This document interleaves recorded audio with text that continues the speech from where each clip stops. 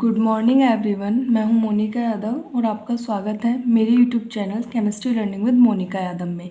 तो आज हम लोग एफ ब्लॉक को पढ़ेंगे। ठीक है, एफ ब्लॉक को आंतरिक संक्रमण तत्व भी कहते हैं। तो मैंने आपको बताया था आवर्त सारणी में S block left hand side होता है, P block right hand side होता है, डी ब्लॉक एस और पी के बीच में होता है और एफ क्या होता है एस पी डी के नीचे, यानी कि आप बोल सकते हो आवर्त सारणी के भी नीचे होता है। ठीक है, तो एक बार आवर्त सारणी से समझते हैं कि कौन से ब्लॉक की स्थिति कहाँ कहाँ पर है। बच्चों, ये रही आपकी आवर्त सारणी जिसमें आपका ये एस ब्लॉक है, ये पी ब्लॉक है, ये डी ब्लॉक है और ये एफ ब्लॉक है। ठीक है, तो जैसे हमने डी ब्लॉक पढ़ा था कि उसके अंदर कितनी श्रेणी आती हैं, 4 श्रेणी।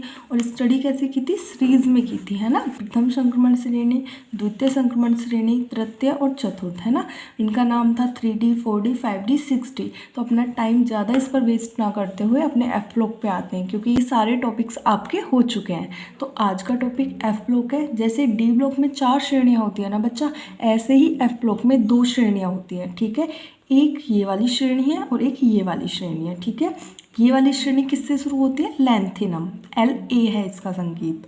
ये वाली एक्टिनियम, इसका संकेत क्या है, AC। ठीक है बच्चा, और कहाँ तक जाती है, ल्यूटीशियम तक जाती है फर्स्ट वाली, लैंथेनम से ल्यूटीशियम तक और एक्टिनियम से लॉरेंशियम तक। यहाँ पे आप देखिए, यहाँ पे कुछ स्पेस खाली है ना, और उस पर क्या लिखा है 57 to 71, यानी कि 57 से 71 तक के तत्व जो है ना वो यहाँ पर है।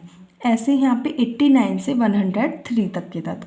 अब आप यहाँ से देखिए, फर्स्ट में क्या लिखा है 57 to 71, तो यहाँ पे देखना 57 to 71, यानी ये जो सीरीज है ना वो यहाँ से उठ के आई थी, ये यहाँ पे रखी थी और इसको उठा के यहाँ पे दिया है। ठीक है, ऐसे ही इस वाली को 89 to 103, इसको भी यहाँ से उठाया, इस सीरीज को यहाँ पे आप दिखा दिया, क्योंकि ये जो तत्व थे ना इनके गुणों में काफ़ी समानता थी। तो और इनमें लास्ट वाला इलेक्ट्रॉन किस में जा रहा था, एफ ऑर्बिटल में। तो इसलिए इनको कहा कि भाई ये सारे तत्व एक जैसे गुण दिखा रहे हैं जो कि इनसे डिफरेंट है, राइट। ये जो यहाँ पे तत्व थे इनको यहाँ पे लेके आए हैं और इनको एक नया ब्लॉक बना दिया जिसका नाम रख दिया एफ ब्लॉक। तो इसकी ज़रूरत इसलिए पड़ी थी बच्चा, क्योंकि डी ब्लॉक के तत्वों के समान नहीं थे इनके गुणधर्म, आपस में तो सबके मिल रहे थे। ये जो पूरी लाइन है ना ये एक जैसी है, ये पूरी लाइन एक जैसी है, बट ये जो है ना ये इनके जैसा नहीं था। ठीक है, इसलिए क्या सोचा कि इसको अलग रखते हैं और इनका एक नया ब्लॉक बनाते हैं। ठीक है, जो किसके ऊपर डिपेंड करता है, इनके अंतिम इलेक्ट्रॉन के ऊपर डिपेंड करता है। ठीक है बच्चा, इस तरीके से आपका एफ ब्लॉक बना और इसमें कितनी श्रेणियां हैं, 2 श्रेणियां, एक LA से स्टार्ट होती है और एक AC से। LA का नाम क्या होता है, लैंथेनम, और AC का नाम क्या है, एक्टिनियम। श्रेणी का नाम होता है लैंथेनोइड। ठीक है, लैंथेनम से ही नाम पड़ा है लैंथेनोइड और एक्टिनियम से नाम पड़ा है एक्टिनोइड। तो दोनों याद रखना है, इसको क्या बोलते हैं, लैंथेनोइड, इसको क्या बोलते हैं, एक्टिनोइड। ठीक है बच्चा, ये कहाँ से 57 to 71 और ये 89 to 103। अब मैं जो बात बताने जा रही हूँ वो सबसे इम्पोर्टेंट है, बाद में बहुत ज़्यादा बच्चों को कन्फ्यूज़न होता है। ठीक है, जैसे 57 होता है ना, ये बच्चे बोलते हैं कि इसमें जो लास्ट वाला इलेक्ट्रॉन है बच्चा एफ में नहीं जाता, डी में जाता है। ठीक है, तो ये डी ब्लॉक एलिमेंट होना चाहिए। तो बच्चा लैंथेनम जो होता है ना वो डी ब्लॉक एलिमेंट ही होता है। सेम ऐसे एक्टिनियम भी डी ब्लॉक एलिमेंट होता है, बट इनके जो गुणों में समानता होती है ना वो इनके समान होती है। जो तत्व है ना इनके समान होती है, इसलिए इन तत्वों को इनके साथ रख दिया गया है। ठीक है, जो एक्चुअली में आपका एफ ब्लॉक है वो यहाँ से स्टार्ट होता है, कहाँ से, यहाँ से। ठीक है, सीरियम से ल्यूटीशियम तक और थोरियम से लॉरेंशियम तक। याद रखना है एफ ब्लॉक में टोटल 28 एलिमेंट होते हैं, 14 फर्स्ट सीरीज में और 14 दूसरी सीरीज में। तो टोटल कितने हो गए, 28। यानी कि ये जो लैंथेनम है ना और ये एक्टिनियम है, इनके नाम पे सीरीज के नेम पड़े हैं क्योंकि इनके जैसे गुणधर्म हैं इनके सबके। लैंथेनम की तरह इन सारों के हैं, एक्टिनियम की तरह इन वालों के हैं। ठीक है, लेकिन ये दोनों आपके डी ब्लॉक एलिमेंट होते हैं। ठीक है, लैंथेनम भी और एक्टिनियम भी, क्योंकि इनका अंतिम इलेक्ट्रॉन डी में प्रवेश करता है। ठीक है बच्चा, तो स्टार्ट करते हैं अपना आज का टॉपिक। ये बातें समझ में आई होंगी तो टॉपिक बिल्कुल ईजी लगेगा, बिल्कुल आसानी से हो जाएगा। ठीक है, एफ ब्लॉक का नाम क्या होता है आपका, आंतरिक संक्रमण तत्व, ये इसका दूसरा नाम है। ठीक है बच्चा, इसमें अपना फालतू दिमाग नहीं चलाना कि संक्रमण तत्व और डी ब्लॉक के तत्व में जो अंतर था। डी ब्लॉक तत्व कौन से होते हैं, जिसमें अंतिम इलेक्ट्रॉन डी में प्रवेश करता है, यानी D1 से लेके 10 तक, राइट। एफ ब्लॉक भी इसी तरीके से F1 से लेके 14 तक।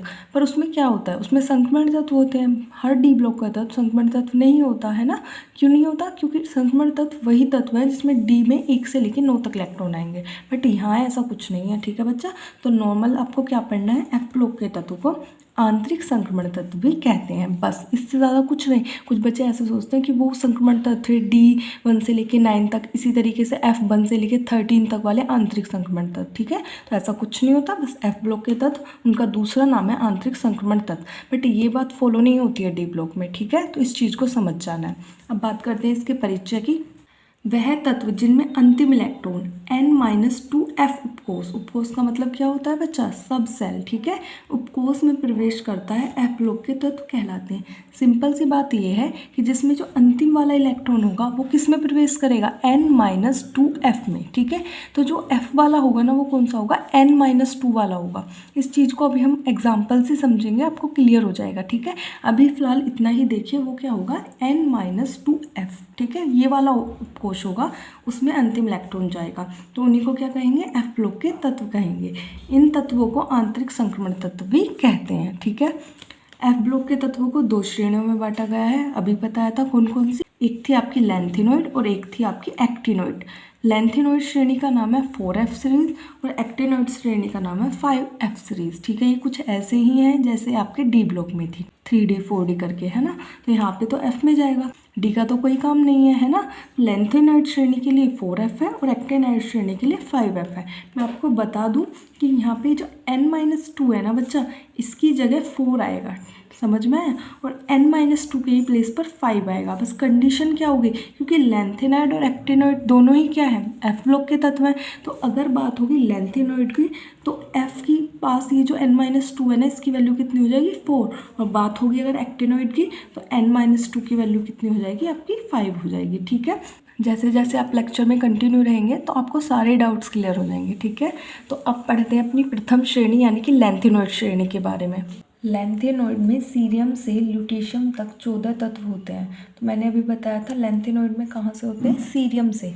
जो एक्चुअली में लैंथेनॉइड सीरीज होती है वो सीरियम से स्टार्ट होती है, जिसका संकेत क्या होता है, Ce। ठीक है, और ल्यूटेशियम तक खत्म होती है, इसका संकेत क्या होता है, Lu। और कितने तत्व होते हैं, टोटल 14 होते हैं। जो स्टार्टिंग वाला तत्व होता है ना बच्चा, लैंथेनम, वो इसलिए लिखा होता है क्योंकि इस पूरी लैंथेनॉइड श्रेणी के सारे गुण लैंथेनम से मिलते हैं, तो इसलिए लैंथेनम को उसके साथ लिख देते हैं। यह तत्व अधिक क्रियाशील होते हैं। जो लैंथेनाइड में आते हैं ना 14 तत्व, वो क्या होते हैं, बहुत ज़्यादा क्रियाशील होते हैं। यह मुक्त अवस्था में न होकर संयुक्त अवस्था में पाए जाते हैं। अभी तत्व क्रियाशील होंगे ना, वो मुक्त अवस्था में नहीं पाए जाएंगे, वो कैसी अवस्था में पाए जाएंगे, संयुक्त अवस्था, अर्थात किसी के साथ यौगिक की अवस्था में। ठीक है, जब भाई वो बहुत ज़्यादा क्रियाशील है तो अकेले तो रह ही नहीं सकता, जो उसे दिखेगा कि भाई मैं इससे क्रिया कर सकता हूँ, तो वो उसके साथ यौगिक की अवस्था में मिलेगा। ठीक है, यह तत्व आवर्त सारणी में लैंथेनम को अनुसरण करते हैं। अनुसरण का अर्थ क्या होता है, उसको फॉलो करते हैं। ठीक है, जो लैंथेनॉइड श्रेणी होती है ना, उसके जो तत्व होते हैं उनके गुण किसके जैसे होते हैं, लैंथेनम के जैसे होते हैं, इसीलिए इन्हें क्या कह देते हैं, लैंथेनॉइड कहते हैं। ठीक है बच्चा, आप लोग स्क्रीनशॉट भी साथ साथ ले सकते हैं वैसे, या फिर आप मेरे साथ साथ लिख भी सकते हैं। लेकिन अगर आपको नोट्स चाहिए ना, तो आप मुझे टेलीग्राम चैनल पे फॉलो कर सकते हैं। मैंने कुछ वीडियो में लिंक डाली हुई थी पहले, इस वीडियो में मैं डाल दूँगी। तो अगर आपको नोट्स चाहिए ना, तो आप वहाँ से मुझे फॉलो कर लीजिए, और बिना फॉलो किए हुए भी आप नोट्स ले सकते हैं वैसे। ठीक है, तो जैसे आपको सही लगे आप कर सकते हैं। बाकी मुझे यूट्यूब पर सपोर्ट कीजिए ताकि मैं इसी तरीके से आगे पढ़ाती रहूँ। ठीक है बच्चा, तो अब अपना लैंथेनॉइड श्रेणी पढ़िए। अब इसके आगे कुछ फीचर्स पढ़ते हैं। लैंथेनॉइड के कुछ सामान्य गुणधर्म पढ़ेंगे, जैसे कि इलेक्ट्रॉनिक विन्यास, ऑक्सीकरण अवस्था, परमाणु एवं आयनिक आकार, कुछ इसी तरीके से जैसे हमने डी ब्लॉक में पढ़े थे। ठीक है, तो फर्स्ट हेडिंग है लैंथेनॉइड का इलेक्ट्रॉनिक विन्यास, यानी जो लैंथेनॉइड होते हैं ना, इनका इलेक्ट्रॉनिक विन्यास क्या होता है। लैंथेनॉइड का सामान्य इलेक्ट्रॉनिक विन्यास Xe54, पहले मैं बोल रही हूँ उसके बाद समझाऊंगी। ठीक है, 4f 1 to 14 5d 0 to 1 6s2। ठीक है, ये होता है बच्चा, इसको आपको एक लाइन में याद कर लेना है जो मैंने लिखा हुआ है। ठीक है, अब इसमें जो ये इलेक्ट्रॉनिक विन्यास है ना, ये सब कुछ है। अगर आपको लैंथेनॉइड और एक्टिनॉइड को समझना है तो बस आप क्या समझ लीजिए, इलेक्ट्रॉनिक विन्यास समझ लीजिए, बाकी सब क्लियर है। क्योंकि लैंथेनॉइड एफ ब्लॉक की सीरीज है और एक्टिनॉइड भी एफ ब्लॉक की सीरीज है, तो एफ में तो जाना ही है इलेक्ट्रॉन। और कौन सा इलेक्ट्रॉन जाता है एफ में? n-2 वाला जाता है, राइट। तो देखो ये n है, 6 क्या है n, और n-2 करना, 6 - 2 कितना आ जाएगा 4। यही बात होगी ना जो पीछे पढ़ाई थी, n-2 वाला जाता है। तो इस तरीके से आता है, ठीक है बच्चा। मैंने ये भी बता दिया था लैंथेनॉइड के लिए जो एफ के आगे होगा वो 4 होगा और एक्टिनॉइड के लिए 5 होगा। और मैंने ये भी बताया हुआ है एफ में कितने इलेक्ट्रॉन आ सकते हैं, 1 से लेके 14 तक, ठीक है बच्चा। तो यहाँ पे 4 वाला उपकोष होता है ना, वो यूज़ होता है एफ के लिए, ठीक है। जो इलेक्ट्रॉन एफ ऑर्बिटल में जाते हैं ना, वो अलग अलग तत्वों के लिए अलग अलग होंगे, किसी के लिए 1 जाएगा, किसी के लिए 2, किसी के लिए 3, इस तरीके से 14 तक जाएंगे। लेकिन उपकोष कौन सा होगा? सभी के लिए 4 होगा, ठीक है। तो उनको क्या बोलेंगे? लैंथेनॉइड। 4F के बाद कौन आएगा? 5D। और D में केवल कितने रह सकते हैं? 0 से लेके 1 तक। अब बच्चे बोलेंगे मैम आपने तो बताया था 1 से 10 तक रह सकते हैं। बच्चा 1 से 10 तक रह सकते हैं D में, लेकिन in the case of lanthanoid, यहाँ तो हम एफ ब्लॉक की बात कर रहे हैं ना, जो अंतिम इलेक्ट्रॉन है ना वो इसको बोल रहे हैं अंतिम इलेक्ट्रॉन, ठीक है। n-2 वाले को बोल रहे हैं। ये किस में जाएगा? ये एफ में जाएगा, ठीक है। उसको इससे मतलब नहीं है। इसमें तो या तो 0 रहेगा, मतलब या तो रहेगा ही नहीं डी में, या फिर कितना इलेक्ट्रॉन रहेगा? 1 रहेगा, ठीक है। और दूसरा क्या है? 6s2, ये लास्ट वाला है। लास्ट में एस में कितने जाएंगे? 2 जाएंगे बच्चा, ठीक है। अब एग्जाम्पल से समझते हैं। ये है सीरियम, ठीक है। ये पहला तत्व होता है आपका लैंथेनॉइड का, ठीक है। इसका परमाणु क्रमांक होता है 58, ठीक है, 58। आपके माइंड में होगा ये एक्सी क्या है? एक्सी आपका जीनोन होता है। क्या होता है? जीनोन। तो आपने कुछ अक्रिय गैसें पढ़ी होंगी। अक्रिय गैसें जानते हैं आप? जो किसी से क्रिया नहीं करती हैं, ठीक है। तो ये आपकी जीनोन है जो कि एक अक्रिय गैस होती है, ठीक है। अब ये जीनोन जो होती है ना बच्चा, इसका परमाणु क्रमांक होता है 54, ठीक है। अब इस चीज़ को समझना, हमने आगे जीनोन को क्यों लिखा है, ठीक है। जो लैंथेनॉइड होते हैं ना, ये जीनोन के आसपास होते हैं, मतलब इनका इलेक्ट्रॉनिक विन्यास जीनोन के आसपास होता है। कैसे? 54 लिखा हुआ है ना। जीनोन ही ऐसी अक्रिय गैस है जो इनकी इलेक्ट्रॉनिक विन्यास के पास आएगी सारे लैंथेनॉइड के। देखो कैसे, यहाँ पे हमने जीनोन को लिखा, कितना होता है इसका? 54 और 1 55, 56 और 57 58, ठीक है। हो गया 58 इलेक्ट्रॉन। तो अगर आप जीनोन को लिख दोगे ना, तो आपको पूरा का पूरा इलेक्ट्रॉनिक विन्यास करके नहीं दिखाना पड़ेगा भाई, वो 58 है। हम 58 को कितना लेंथी करेंगे, इसलिए हम क्या लिख देते हैं, जो उसके पास अक्रिय गैसें होती है ना किसी भी तत्व के पास, को उसके आगे लिख के बाकी जितने इलेक्ट्रॉन होते हैं और जिस ब्लॉक का है ना, उस ब्लॉक से संबंधित इलेक्ट्रॉनिक विन्यास लिख देते हैं। इससे हमें पूरे इलेक्ट्रॉनिक विन्यास करके दिखाने की ज़रूरत नहीं पड़ती है। जैसे आप 59 का करेंगे तो 59 का कैसे करेंगे? Xc4F2 हो जाएगा वहाँ पे, ठीक है। और 5D1 6s2, इस तरीके से चलता है। या फिर ऐसा हो सकता है कि उसमें जो D में है ना, वो इलेक्ट्रॉन 1 की जगह 0 हो, ठीक है। ऐसा भी हो जाता है बच्चा, क्योंकि आपने देखा है हमें D में कितने रह सकते हैं, या तो 0 रह सकता है या फिर 1 रह सकता है, ठीक है। तो इस तरीके से इलेक्ट्रॉनिक विन्यास होता है। और आगे के फीचर्स देखते हैं, उसके बाद एक्टिनॉइड को पढ़ते हैं। नेक्स्ट है आपका ऑक्सीकरण अवस्था। लैंथेनॉइड की सामान्य ऑक्सीकरण अवस्था +3 होती है। जो लैंथेनॉइड होते हैं ना, वो ज़्यादातर कौन से शो करते हैं? +3 करते हैं, ठीक है। वो 14 तत्व +3 करेंगे। इसके अतिरिक्त यह +2 तथा +4 ऑक्सीकरण अवस्था भी दर्शाते हैं। +3 तो दिखाते हैं, बस कुछ यौगिक +2 भी दिखा देते हैं और +4 भी दिखा देते हैं, ठीक है। परमाणु एवं आयनिक आकार, इसको बोलते हैं लैंथेनॉइड आकुंचन। वैसे तो मैं इस पर अलग से भी वीडियो बनाऊंगी जब मैं आपको इम्पोर्टेंट क्वेश्चन और क्वेश्चन प्रैक्टिस कराऊंगी, बट इसमें आप खुद भी इम्पोर्टेंट लिख देना। लैंथेनॉइड आकुंचन बोले, संकुचन बोले, ठीक है, दोनों का मतलब एक ही है। ध्यान रखना, आकुंचन और संकुचन। जो बिंदु होता है ना, ये गलत लगा है, कुंचन पे यहाँ लगाना है, ठीक है। तो ये परमाणु एवं आयनिक आकार तो मैंने बहुत अच्छे से समझा रखा है। वीडियो लेंथी नहीं होना चाहिए ज़्यादा, क्योंकि मैंने पीछे वाले वीडियो में सब कुछ बताया है। जब भी आवर्त में चलते हैं ना, तो परमाणु त्रिज्या क्या होती है? घटती है। घटती क्यों है? क्योंकि नाभिकीय आवेश बढ़ता है, और जब नाभिकीय आवेश बढ़ता है तो परमाणु त्रिज्या हमेशा घटेगी। वो जो घटती है ना परमाणु त्रिज्या, पहले बड़ी थी, फिर छोटी, फिर और छोटी, फिर और छोटी, तो आप देख रहे हो उसकी परमाणु आकार में कमी आ रही है। भाई त्रिज्या में कमी मतलब परमाणु के आकार में कमी, और जब आकार कम हो रहा है ना धीरे धीरे, तो उसको क्या बोलेंगे? आकुंचन बोलेंगे, ठीक है। आकुंचन या फिर संकुचन। तो यही पढ़ना है इसमें। लैंथेनॉइड की आयनिक त्रिज्या परमाणु क्रमांक बढ़ने के साथ साथ घटती है। पता है ना आपको, परमाणु क्रमांक बढ़ रहा है आयनिक त्रिज्या या परमाणु त्रिज्या है वो क्या हो जाएंगे, कम हो जाएंगे, क्योंकि लैंथेनम से ल्यूटीशियम तक नाभिकीय आवेश बढ़ता है। रीज़न भी आपको बता रखा है, लैंथेनॉइड के परमाणु आकार में हुई इस कमी को, वो जो कमी हो रही है ना, इसको लैंथेनॉइड आकुंचन या फिर संकुचन कहते हैं। ठीक है बच्चा, अब है आपके लैंथेनॉइड के गुण। सभी लैंथेनॉइड चांदी की तरह श्वेत तथा नरम धातुएं हैं। श्वेत का मतलब होता है सफ़ेद, यानी सफ़ेद होती है और नरम होती है, सॉफ्ट होती है, एवं वायु के संपर्क में आने पर यह अपनी चमक खो देते हैं। और आप जानते हो कोई भी भाई धातु है वो वायु के संपर्क में आएगी तो चमक को खो ही देती है ना, कोई धीरे धीरे खोती है, कोई जल्दी खो देती है। ठीक है, तो ये भी क्या करते हैं, चमक खो देते हैं। बच्चा ध्यान रखना है, सारी की सारी क्या होती हैं, धातुएं होती हैं। जैसे डी ब्लॉक में सारी धातुएं होती हैं ना, ऐसे ही एफ ब्लॉक में भी सारी धातुएं होती हैं, 28 की 28। ठीक है, 14 लैंथेनॉइड की और 14 एक्टिनॉइड की।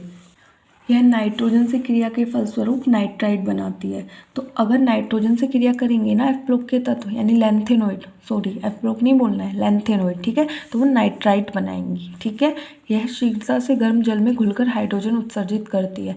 अगर गर्म जल में किसको घोलोगे, लैंथेनॉइड्स को घोलोगे, मतलब सीरियम, कोई सी भी घोल लीजिए, आप सीरियम घोल लीजिए, ल्यूटीशियम घोल लीजिए, ठीक है, जो लैंथेनॉइड में है, हाइड्रोजन उत्सर्जित करती है, तो आपको कौन सी गैस मिलती है, हाइड्रोजन गैस मिलती है। इनका गलनांक 1000 से 1200 केल्विन के बीच होता है, यानी हाई होता है। ठीक है, क्योंकि धातुएं हैं और आप जानते हो धातुओं के गलनांक हाई होते हैं, तो कहाँ होता है, 1000 से 1200 के बीच में होता है। अब है आपकी एक्टिनॉइड श्रेणी। जिस तरीके से आपने लैंथेनॉइड पढ़ी है ना, सेम टू सेम एक्टिनॉइड वही है, बस एक्टिनॉइड का इलेक्ट्रॉनिक विन्यास बदलेगा। बाकी जितनी हेडिंग्स उसमें, हेडिंग्स याद कीजिए, माइंड में अपना आप आएगी सारी चीज़ें। ठीक है, ऑक्सीकरण अवस्था हो गई, जैसे उसमें आपको याद करना पड़ेगा ये क्या दर्शा रही है। बाकी आकार हमेशा घटेगा, क्योंकि आवर्त में पढ़ेंगे दोनों श्रेणी को, थोड़ा सा चेंज इलेक्ट्रॉनिक विन्यास में आएगा और थोड़ा बहुत इनके गुणधर्म अलग हो सकते हैं, हल्के फुल्के से, ज़्यादा नहीं, सेम ही रहेंगे क्योंकि एफ ब्लॉक में है। ठीक है, एक्टिनॉइड में थोरियम, यानी TH बोलते हैं थोरियम को, ठीक है, से लोरेंशियम LR तक 14 तत्व होते हैं। ये तत्व रेडियो सक्रिय होते हैं। बच्चे ये तत्व रेडियो एक्टिव होते हैं। ठीक है, रेडियो एक्टिव का मतलब होता है जिन तत्वों में से स्वतः ही कुछ रेज निकलती रहती हैं, ठीक है, कुछ हानिकारक किरणें निकलती रहती हैं, उनको बोलते हैं रेडियो सक्रिय तत्व। ठीक है, यह तत्व आवर्त सारणी में एक्टिनियम को अनुसरण करते हैं। ये तत्व क्या होते हैं, एक्टिनियम को फॉलो करते हैं। एक्टिनियम मैंने बताया था ना, इसीलिए इनको एक्टिनॉइड कहते हैं, तथा उसमें भौतिक व रासायनिक गुणों में समानता प्रकट करते हैं। भाई एक्टिनियम को फॉलो कर रहे हैं तो कुछ समानता तो एक्टिनियम जैसी होंगी ना, इसीलिए इनको क्या बोलते हैं, एक्टिनॉइड्स कहते हैं। अब जिस तरीके से आपने लैंथेनॉइड के फीचर्स पढ़े हैं उसी तरीके से एक्टिनॉइड के फीचर्स होते हैं। ठीक है, तो फर्स्ट है एक्टिनॉइड का इलेक्ट्रॉनिक विन्यास। एक्टिनॉइड्स का सामान्य इलेक्ट्रॉनिक विन्यास Rn86 5f1 से 14 6d1 से लेके 2 तक 7s2 होता है। तो देखो बच्चा, जिस तरीके से आपने उसका याद करना है सेम इसको भी याद कर लेना है। वैसे तो मैंने समझाया है काफ़ी अच्छे से, समझ में आ जाना चाहिए, नहीं आया है तो रट लीजिए, कुछ भी कीजिए, बस याद कर लीजिए। ठीक है, क्योंकि ये आपके एग्ज़ाम में काफ़ी हेल्प करेगा और साथ में आपकी नॉलेज भी यही चीज़ें बढ़ाती हैं। जो आप कोई सा भी ब्लॉक की स्टडी कर रहे हो ना, आपको कुछ ना आता हो लेकिन इलेक्ट्रॉनिक विन्यास आना चाहिए, तभी आप बता पाओगे वो एस ब्लॉक से है, पी ब्लॉक से है, डी से है या फिर एफ से है। ठीक है, तो यहाँ पे देखो Rn क्यों लिखा होगा, ये रिडोन होती है। रिडोन मतलब रिडोन एक अक्रिय गैस होती है, ठीक है, जिसका परमाणु क्रमांक कितना है 86। तो जो एक्टिनॉइड होते हैं ना वो रिडोन के आसपास होते हैं। ठीक है, रिडोन से ज़्यादा होता है वैसे जो सारे एक्टिनॉइड का परमाणु क्रमांक, लेकिन उसी के पास है। जितनी भी अक्रिय गैसें हैं ना वो इससे दूर है, इसलिए हमने आप यहाँ पे रिडोन को लिखा है। और मैंने बताया था एक्टिनॉइड के केस में 5 आएगा, एफ में कितने जाएंगे, 1 से लेके 14 तक जाएंगे। 6d, डी में देखो वहाँ पे कितने जा रहे थे, वहाँ पे 5d था और कितने जा रहे थे वहाँ पर 0 और 1, यानी या तो जाएगा ही नहीं या फिर 1 जाएगा। और यहाँ पे कैसा है, यहाँ पर 1 भी जाएगा और 2 भी जा सकते हैं। फिर 7s2, देखो बच्चा लास्ट में जो s वाला होता है ना, इसमें तो 2 ही जाएंगे। एस ऑर्बिटल में तो आपके यहाँ पे 2 जाएंगे। कुछ बच्चे कहेंगे डी में हमने पढ़ा था क्रोमियम और उसमें 1 जाता है, हाँ उसमें जाता था, वो अपवाद थे। ठीक है, उसमें भी 2 ही जाता था, बस कुछ केसों में वहाँ पे 1 गया था। ठीक है, तो आपको यहाँ पे याद रखना है 5f1 से लेके 14, 6d1 से लेके 2 और 7s2। और इससे पहले किसको लिखना है, रिडोन को। ठीक है, जिसका परमाणु क्रमांक क्या होता है 86। और लैंथेनाइड के केस में किसको लिखना है, जीनोन को, जिसका परमाणु क्रमांक होता है 54। ठीक है बच्चा, तो ये चीज़ें याद रखनी है। मैंने यूरेनियम लिया है और इसका 92 होता है। ठीक है, कैसे लिखेंगे, देखो ये 86 हो गया, मैंने लास्ट वाला शो करके दिखा दिया, यहाँ पे एक मिस्टेक हो गई है छोटी सी। ठीक है, तो मैं दोबारा कर देती हूँ, आप इसको मत करना। ठीक है, आप क्या करना, पहले Rn लिखना। ठीक है, Rn क्यों लिख रहे हैं हम, बताइए, बताया था ना अभी आपको, RN लिखने का पर्पज़ ये है कि आपको पूरा इलेक्ट्रॉनिक विन्यास नहीं करना पड़ेगा। जैसे आप इतना भी करोगे ना तो भी उसमें कोई दिक्कत नहीं है, ऐसे भी करोगे ना तो भी कोई आपका गलत नहीं करेगा, बट अगर आप ऐसे कर देते हो ना तो उससे ज़्यादा बेटर कुछ नहीं है, ठीक है। तो रेडोन क्यों लिखा है, अगर आप यहाँ पे रेडॉन लिख देते हो ना तो पूरा करने की नीड नहीं है, ठीक है। अब देखो रेडोन का परमाणु क्रमांक कितना है 86, यानी कि 86 इलेक्ट्रॉन तो यहाँ तक हो गए 86, और 3 कितने हो गए 89, यहाँ पे कितने हो गए आपके 90, और ये कितने हो गए 92 हो गए, ठीक है। तो हो गया ना इलेक्ट्रॉनिक विन्यास। तो बस आपको सिर्फ इतना सा याद करना है, बाकी 1-2 के आप परमाणु क्रमांक याद कर लीजिए। कुछ बच्चों के माइंड में अब क्या आ रहा होगा कि हमें पता है, वो तो हम इसके अकॉर्डिंग कर लेंगे, ठीक है। एफ में कितने जाने हैं वो भी देख लेंगे, 7s2 लास्ट वाला भी कर लेंगे, बट डी में कैसे पता करें, 1 आएगा या फिर 2 आएगा। ऐसे ही लेंथेनॉइड का क्वेश्चन हो सकता है कि हमें कैसे पता चलेगा 0 आएगा मतलब आएगा ही नहीं, या फिर 1 आएगा। तो इसे मैं जब लास्ट में आपको इलेक्ट्रॉनिक विन्यास दिखाऊंगी ना तो तभी समझाऊंगी बच्चा, ठीक है। फिलहाल के लिए याद कर लीजिए। आगे वाले फीचर्स देखते हैं। नेक्स्ट हेडिंग है ऑक्सीकरण अवस्था।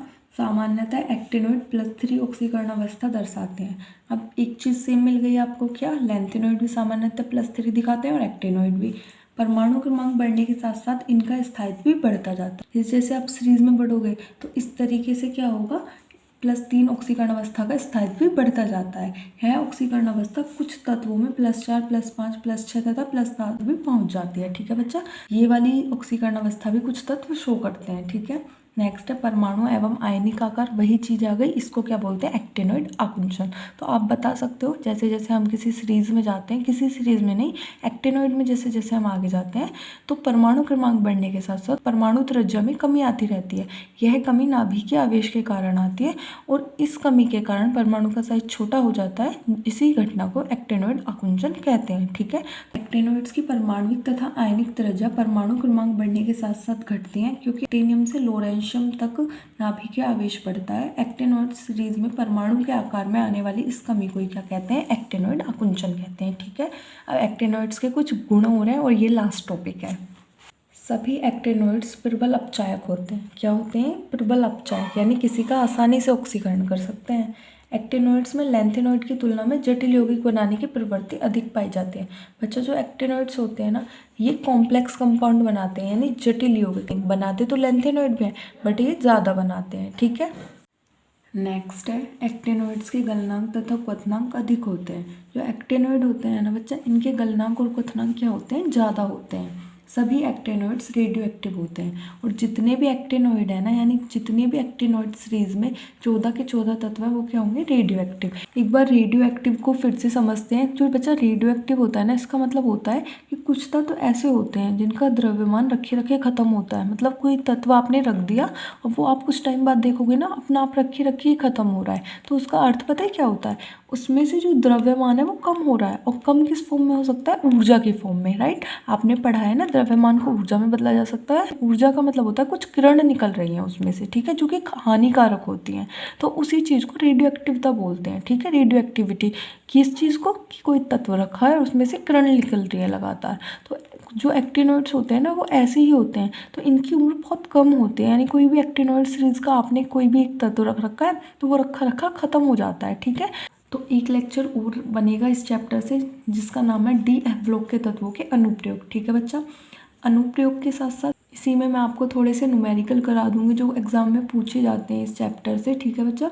तो आपका चैप्टर फिनिश है, आप मान सकते हैं चैप्टर कंप्लीट हो गया है। इस बुक का एक लास्ट चैप्टर बच रहा है जिसको मैं छोटे छोटे टॉपिक्स में कराऊंगी। लेंथी वीडियो बनाने में कोई फ़ायदा नहीं है। ये तो चैप्टर मैंने इसलिए करा दिया क्योंकि अगर आप ऐसे मैं डी ब्लॉक के टुकड़े कर दूँ, एफ ब्लॉक को भी इसी कई पार्ट में डिवाइड कर दूँ तो चैप्टर बोरिंग हो जाता है, राइट।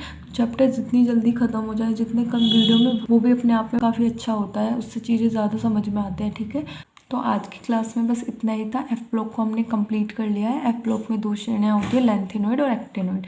उनके भी सभी गुणधर्मों के बारे में हमने चर्चा की है। तो ये आज की एक क्लास है आपकी जिसमें आपका एफ ब्लॉक कंप्लीट हो गया है। एक छोटी सी क्लास 10 मिनट की मुश्किल से वो आपको और मिल जाएगी। चैप्टर आपका फिनिश हो गया है। इसके बाद आपका इस बुक से एक चैप्टर रह जाएगा, उपसय संयोजन यौगिक, और उसके बाद आपकी सेकेंड बुक चलेगी, ठीक है बच्चा। आज के लेक्चर में इतना ही। Thank you.